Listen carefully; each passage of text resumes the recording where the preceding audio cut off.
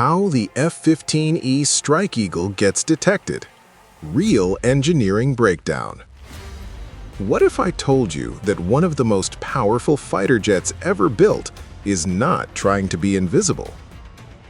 The F-15E Strike Eagle is fast, extremely powerful, capable of carrying massive payloads, but when it comes to radar, it was never designed to hide. So the real question is not, can it be detected? The real question is, how does it survive in a world where everything can see it? That's exactly what we're breaking down today. Real engineering, real physics, no hype, no myths, just how it actually works. If you enjoy this kind of content, subscribe to the channel. This is where aviation gets explained properly.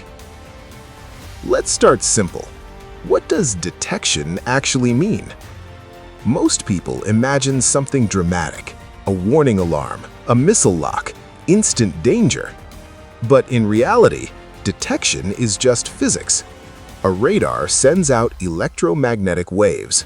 Those waves travel through the air, hit an object, and a small portion reflects back.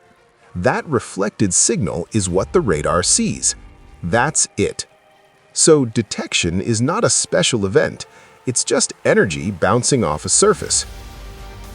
Now here's where the F-15E comes in. The Strike Eagle was designed for power and versatility, not stealth. Look at its structure: large wings, twin vertical tails, external weapons mounted under the wings, visible engine intakes. All of this reflects radar energy extremely well. Which means one thing: the F-15E has a large radar cross-section. In simple terms, it looks big on radar. Compared to stealth aircraft, it's not even close. But here's the part most people completely misunderstand. Being visible does not mean being vulnerable. Modern air combat is not about invisibility, it's about information. Let's break that down. Detection happens in stages. First, a radar sees a small signal return, just a dot, no details. Second, tracking.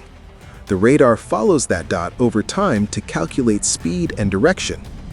Third, identification. Is it friendly? Unknown? Something else? And only after that comes engagement. Each step takes time. Each step can fail. And that's exactly where the F-15E operates.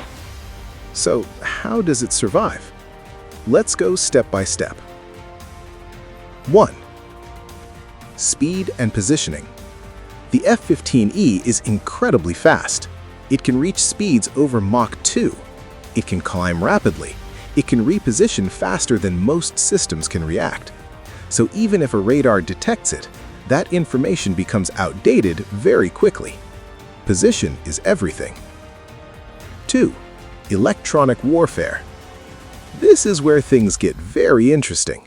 The F-15E is equipped with advanced electronic warfare systems.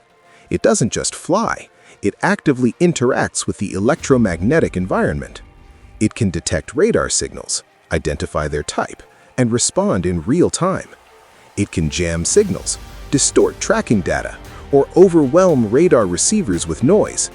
So even if a radar sees something, it may not see it clearly. 3. Radar warning systems. Inside the cockpit, the pilot is not blind. The aircraft constantly monitors the environment. If a radar is scanning, the system knows. If a radar locks on, the system knows instantly. Different signals produce different alerts, which means the pilot always has situational awareness. And that changes everything, because reaction time becomes the key advantage. 4. Countermeasures. The F-15E carries multiple defensive tools: chaff, small metallic strips that confuse radar; flares, used to mislead infrared tracking systems. These are simple, but extremely effective. They don't make the aircraft invisible, but they break the tracking process. And remember, tracking is required before engagement. 5. Networked awareness. Here's something many people overlook. The F-15E is not operating alone. It is part of a larger system. Data is shared between aircraft, between airborne systems, between ground and naval platforms. So while one system may detect the aircraft already knows about that system before anything escalates. That's the real advantage. Now let's talk about something important. Why not just make everything stealth? Why not eliminate detection completely? Because stealth comes with trade-offs, serious ones. Complex shapes, expensive materials, limited payload capacity, and higher maintenance requirements. The F-15E was designed with a different philosophy. Instead of hiding, it dominates through capability. More weapons, more range, more flexibility. And that's why it still matters today, even in a world full of advanced radar systems. Now let's talk about another detection method: infrared, heat. The F-15E has two powerful engines. They generate a lot of heat. Infrared sensors can detect that heat signature from long distances. So again, it's not invisible. But just like radar, detection is only the first step. Infrared tracking can be disrupted. Flares can create false targets. Environmental conditions can reduce visibility.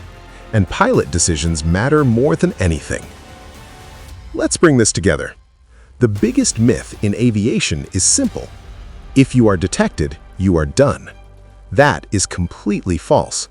Detection is only the beginning of a long chain, and every part of that chain can be interrupted. The F-15E was never meant to disappear. It was built to operate in complex environments, to adapt, to respond, to survive. And it does that extremely well. So the next time you hear someone say, "This aircraft is not stealth," ask a better question. Does it need to be? Because in real engineering, there is no perfect solution, only trade-offs. Let me summarize everything in a simple way. 1. The F-15E is easy to detect compared to stealth aircraft. 2. Detection does not equal vulnerability. 3. Survival comes from speed, awareness, and electronic warfare. 4. Modern combat is about information, not invisibility. 5. The F-15E remains relevant because of its versatility and power. Now I want to hear your opinion. Do you think stealth is the future? Or do you think powerful non-stealth aircraft still have a major role? Write your thoughts in the comments. I read every single one.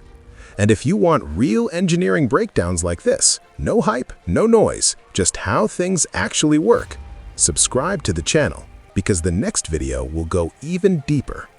Thanks for watching, and I'll see you in the next breakdown.